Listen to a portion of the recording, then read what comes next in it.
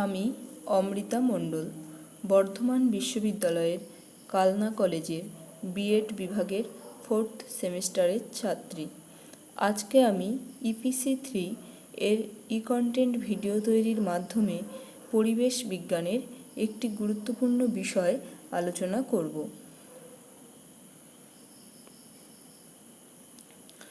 EPC3 এর ই-কন্টেন্ট আলোচনা করার জন্য আমি ষষ্ঠ শ্রেণীর পরিবেশ ও বিজ্ঞান বইটির অন্তর্গত মৌলিক, যৌগিক ও মিশ্র পদার্থ এককটি নির্বাচন করেছি।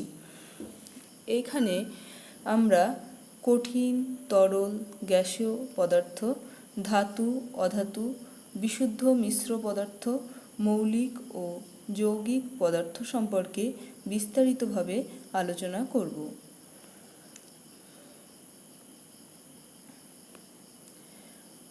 প্রথমেই জেনে নেওয়া যাক পদার্থ কাকে বলে। তো আমাদের চারপাশে আমরা যে জিনিসগুলো দেখতে পাই সেগুলোকে সাধারণভাবে বস্তু বলি। আবার বস্তুর মধ্যে যে উপাদান থাকে তা হলো পদার্থ। তাহলে পদার্থের সংজ্ঞায় বলা যায় যার ভর, আকার, আয়তন আছে এবং বল প্রয়োগে বাধা দেয় তাকে পদার্থ বলে। এই পদার্থ 3 প্রকার: কঠিন পদার্থ, তরল পদার্থ, গ্যাসীয় পদার্থ। কিছু বৈশিষ্ট্যের দ্বারা কঠিন পদার্থকে চেনা যায়। এই বৈশিষ্ট্যগুলো নিয়ে আলোচনা করা যাক। কঠিন পদার্থের দৃঢ়তা আছে। কঠিন পদার্থের আকার, আয়তন সহজে পরিবর্তন করা যায় না। এই পদার্থকে দেখা যায় ও স্পর্শ করা যায়, যেমন লোহা, ইট, কাঠ, পাথর ইত্যাদি।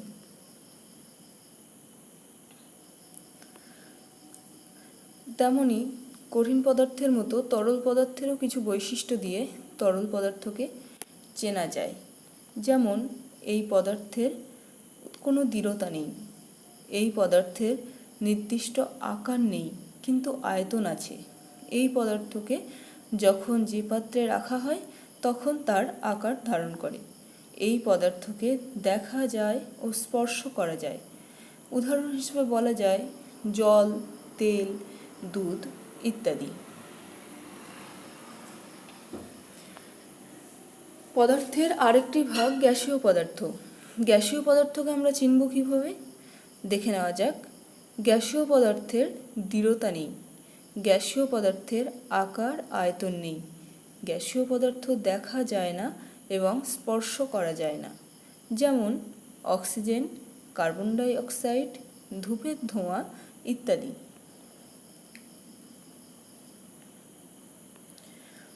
কঠিন পদার্থের আবার দুটি ভাগ আছে: ধাতু, অধাতু। ধাতু কাকে বলে? অস্বচ্ছ, উজ্জ্বল, শক্ত, তাপ ও তড়িতের সুপরিবাহী পদার্থকে ধাতু বলে, যেমন লোহা, তামা, অ্যালুমিনিয়াম ইত্যাদি। অধাতুর সংজ্ঞায় বলা যায় অনুজ্জ্বল, নমনীয়, তড়িতের কুপরিবাহী পদার্থকে অধাতু বলে, যেমন প্লাস্টিক, কাপড়, কাঠ ইত্যাদি। একটি পরীক্ষা ও পর্যবেক্ষণের মাধ্যমে আমরা ধাতু ও অধাতুর মধ্যে পার্থক্য বুঝতে পারি।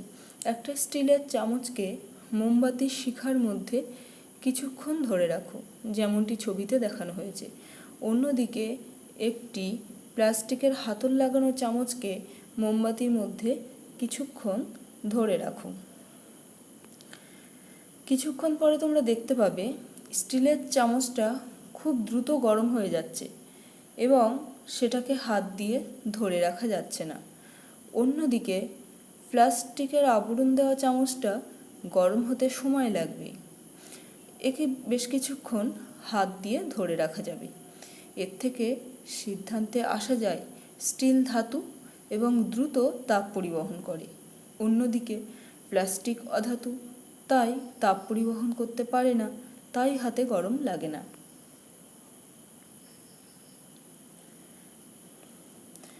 আরেকটি সহজ বাস্তব পরীক্ষার দ্বারা ধাতু এবং অধাতুর পার্থক্যকে তুলে ধরা যেতে পারে।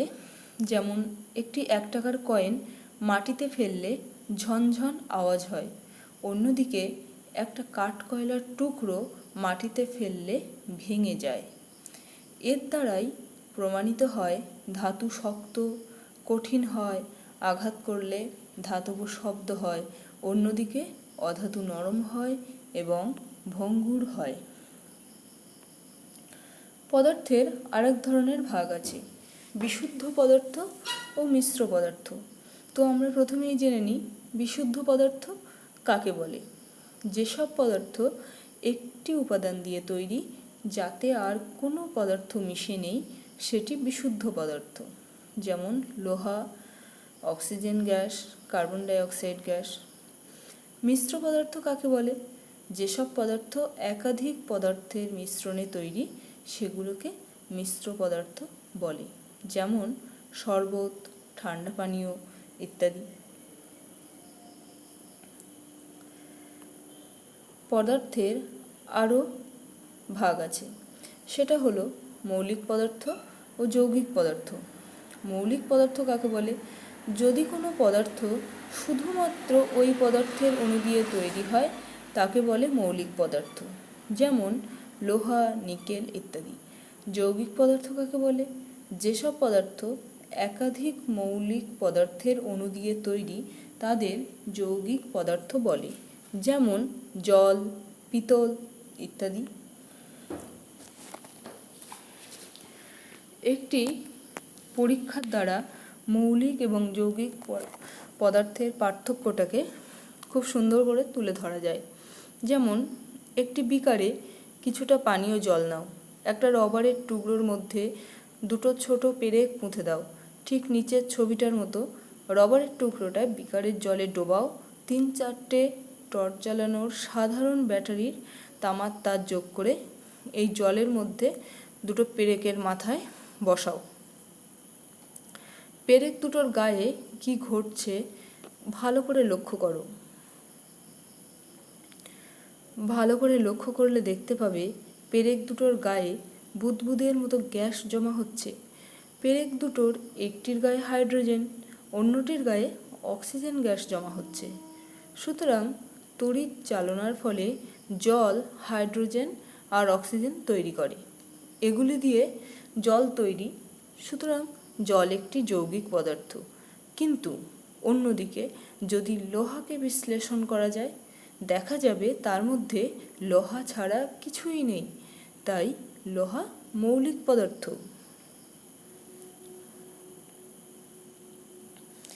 একটি পরীক্ষার দ্বারা দেখানো যায় মৌলিক পদার্থ সর্বদা নিজের ধর্ম বজায় রাখে।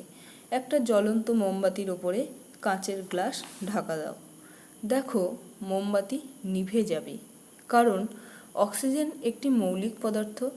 বাতাসে মিশে থাকা সত্ত্বেও সে তার নিজের ধর্ম বজায় রাখছিল আর ওই মোমবাতিকে জ্বলতে সাহায্য করছিল। অক্সিজেনের সংস্পর্শ বন্ধ করলে মোমবাতি নিভে যায়।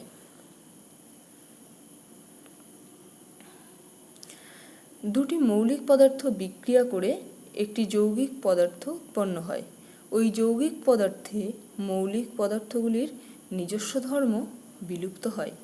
একটা পরীক্ষার দ্বারা এইটা পর্যবেক্ষণ করা যায়।